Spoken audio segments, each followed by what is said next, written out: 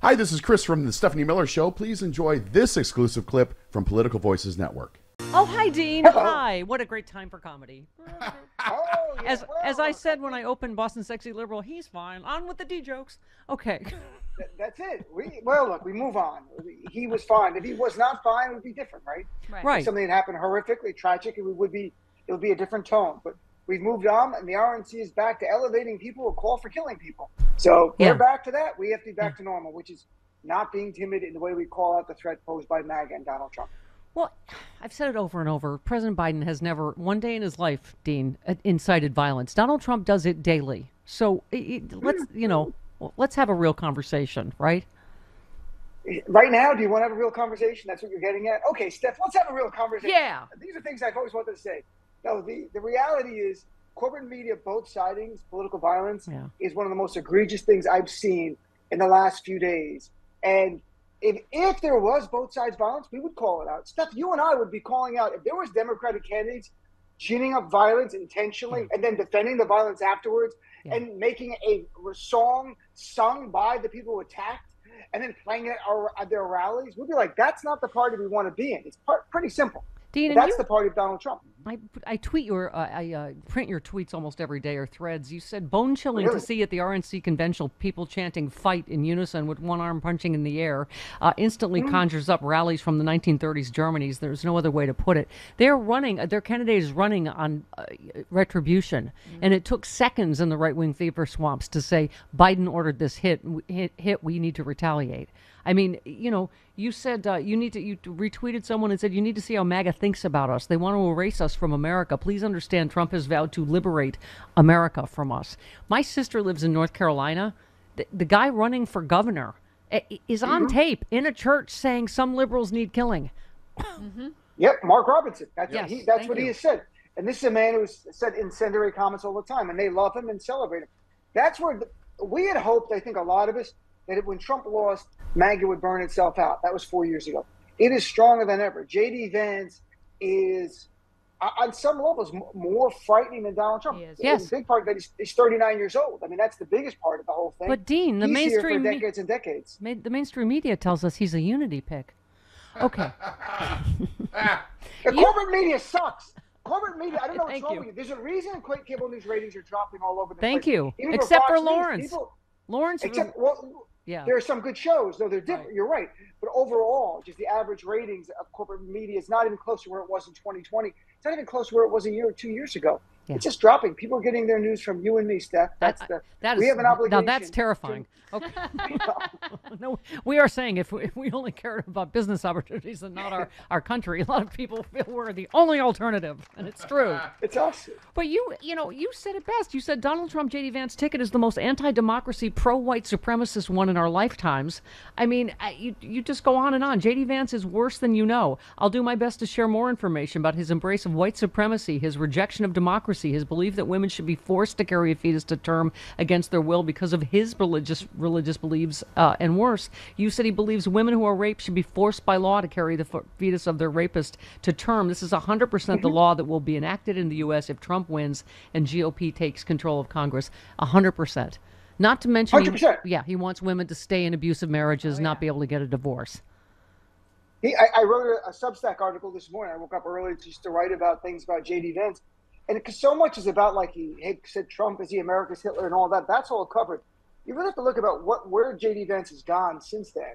And it's very far right, saying things like he would have done what Mike Pence didn't do. I mean, I'm paraphrasing, but that's what he said. He would have stopped the counting of the votes if he was vice president on January 6, 2020, and would have sent it back to Congress to debate, in sense saying disenfranchising 81 million of us and not caring about it. One of the most stunning things, and I wrote about in my article, I think it needs more attention, in December of this year, just last year, December, he sent a letter on Senate letterhead to the Department of Justice calling for an investigation into a reporter named Robert Kagan. What was Robert Kagan's crime? He wrote a long article in the Washington Post at the time saying Donald Trump wants a dictatorship. So he called for an investigation of a reporter. And not only that, he, by name, called out Robert Kagan's wife, who has security clearance, and saying she should lose her security clearance because she's married to a guy who is demonizing our beloved Donald Trump. That's what he is saying as senator. As vice president, Trump might give him the job to shut down the media And when Trump's got absolute immunity, he can do it. And this is a new world we live in.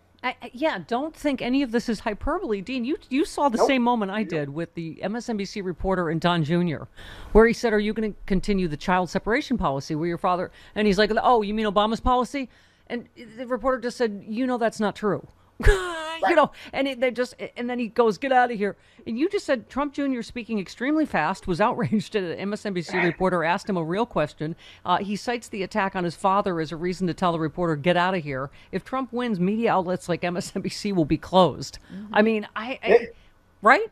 And he said, you guys, it's not 24 hours after my father. I mean, that's what they're trying to shut down all dissent now. Because there was an assassination attempt, anything is inciting violence now. Any impression of Donald Trump Jr. has to be at 78 speed, or like, really? What are you talking about? What's going on? Why are you doing that? You need to play it and slow it down to understand what is Cokie Trump Jr. doing. What's he saying? I don't even know what's going on. A Red Bull animal? I have no idea. But what I do know I love when someone puts the squirrel next to him, just doing the same thing. There's something, he is on whatever he's up on, he's up on. But look, Steph, all they have to do is close down one media outlet and everybody else self-censors. That's the reality. That's what happens in like Hungary. You close down one media outlet that's critical of you, and the others, so they don't get closed down, start to self-censor. So you allow a little bit of criticism, but just around the edges. Yeah. That's what happens in the real world. It's not like tanks in the streets. It's not like they come in and burn you down. They use lawfare, make it impossible for you to operate anymore. And that's the future of what we will see under Trump. And J.D. Vance would help. Yeah. I mean, Donald Trump tweeted as president, the FCC should investigate Saturday Night Live for mocking him. I know. By the way, you've been pointing out what a complete evil clown show. What a complete evil clown show, the RNC. First of all, this is a cartoonishly large bandage on his ear, which he did not even have any bandage the day before on the golf course. But anyway, then Mike Johnson criticized Biden for using a teleprompter, and then his teleprompter went out and he was completely speechless. And then you just said, LOL, I cannot believe this is real. Rachel Maddow incredulous after Republican senator reads the wrong speech at the RNC. This is going great. Ron Johnson read the wrong speech. He goes, instead of saying something like, that's not my speech, he just read it. Yeah. And he goes, I'm done. You can put like in a list of heifer cooking, like ingredients, 2 eggs, milk, fry for 20 minutes. He would just read it and then thank you. Good night, everyone. Like, this is oh my God. And whatever's in there, they're going to read. There's no brain. And if you got a speech that wasn't yours, you would say, folks, this happens. There's a small mistake. Let's take a break for a second. The band would play God Bless America or whatever Lee Greenwood song again. And then he'd come back and fix it. Nope, Ron Johnson just read the wrong speech, the whole speech. Chris Lavoie holds up a sign and tries to get me to say off San Diego almost every morning. Yeah. And I do not fall for it. Stay classy, San Diego. Okay. This one from Joe in Syracuse. Stephen the Mooks. End the blame game, Republicans. One quick glimpse at MAGA talking points have them blaming the shooting on Joe Biden, Kamala Harris, the Democrats, the Jews, demons, Antifa, the D.C. ruling class, the radical left, the FBI, the CIA, and even Richard Simmons.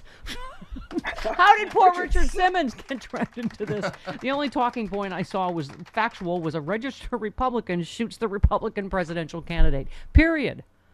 It's look, it's horrific. Everybody from every minority group was very much hoping it wasn't someone from their group who was doing the shooting. Yeah. And it turned out you erected your prayer altar. Please let it not be a Muslim. Please let it not be exactly. Right. That's what you do. I mean, we do that.